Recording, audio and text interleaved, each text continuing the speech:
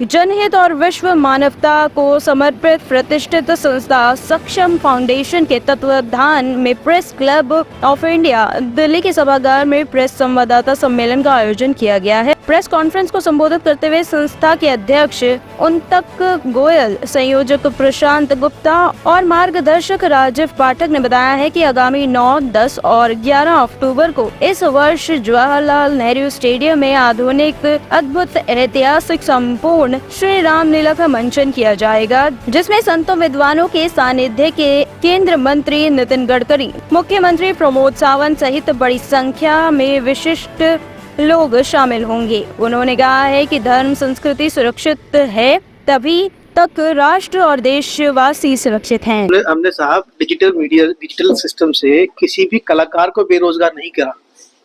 हमारे कलाकार उतने के उतने ही हैं और कलाकार ही हैं।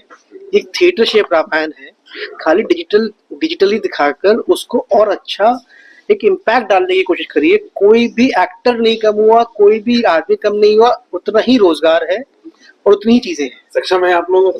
किस तरह सक्षम है हम लोग, और सक्षम ही लोगों को बनाना है।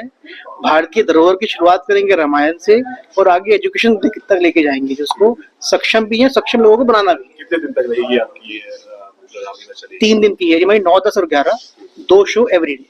अगर बात की, जैसे आपने कहा कि जहाँ जहाँ भगवान राम ने वनवास के समय में गए तो सब जगह क्या मिट्टी लाए हैं जी, कंबोडिया का भी जिक्र किया गया है जी। क्या इसमें इन सब जगह से कितना सहयोग मिलता है? कंबोडिया से तो हम लोगों ने कंबोडिया में लिखी हुई रामायण हम लोगों ने प्रदर्शित करी थी पिछले साल में। इस साल तो हम लोग अयोध्या से लेकर लंका तक के बीच में जहाँ भगवान राम गए, उसमें से 12 प्रमुख जगहों की हम लोगों ने जो चरण धुली है वो इकट्ठी करी है। और जहाँ भी हम लोग गए, जहाँ भी हमने मिट्टी इकट्ठी करी, तो हर जगह के जो हर राज्य के लोग हैं, उस गाँव के लोग हैं, आदिवासी लोग हैं, उन सबको जान के बड़ी खुशी हुई कि हमारे यहाँ पे कोई आया और वो भगवान राम की जन्नत धुली इकट्ठी कर रहा है, कहीं पे दिल्ली में जा रही है। हर स्टेट खुश है कि अगर हमारे को पता, अल्टीमेटली इससे बूस्ट मिलता है आपकी टूरिज्म को भी, कल्चर को भी, इकोनॉमी बूस्ट होती है हर चीज से। तो हर आदमी इसमें जन्नत खुश है और कॉर्पोरेशन लोगों को भी गौरव फील हुआ कि हमारा स्थान इतना इम्पोर्टेंट है कि इसको इस तरह से एक्नॉलेज किया जा रहा है। जब हमने हम्पी से मिट्टी मंगवाई, जब हमने धनुषकोटी से मिट्टी मंगवाई, तो मतलब बहुत ही वहां के जिन लोगों को हमने कार्य सौंपा कि आपको ये मिट्टी हमारे लिए अरेंज करनी है, मतलब बहुत हमारे सहयोगी हैं जिन्होंने अरेंज कर करके हमें प्रोवाइड की, तो उन लोगों को भी गौरव फील हुआ भारतीय संस्कृति में कि भगवान राम इस स्थान पे आए थे। कई लोगों को जितनी ज्यादा जानकारी भी नहीं थी, तो जब वो बात पहुंची तो ये भी एक गौरव का विषय है। हर साल रामलीला होती है, लेकिन आप लोग कैसे तैयारी करते हैं उसके लिए? क्योंकि आपको प्रदर्शित करना होता है, कई तरह से एग्जीबिशन करना होती है जी।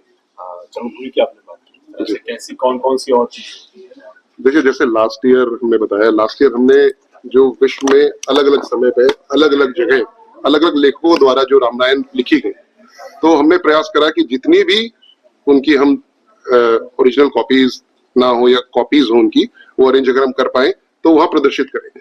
हमने वो प्रदर्शित करी, वहाँ पे 52 करीब 51 या 52 हमने कॉपीज वहाँ अरेंज कर ली थी।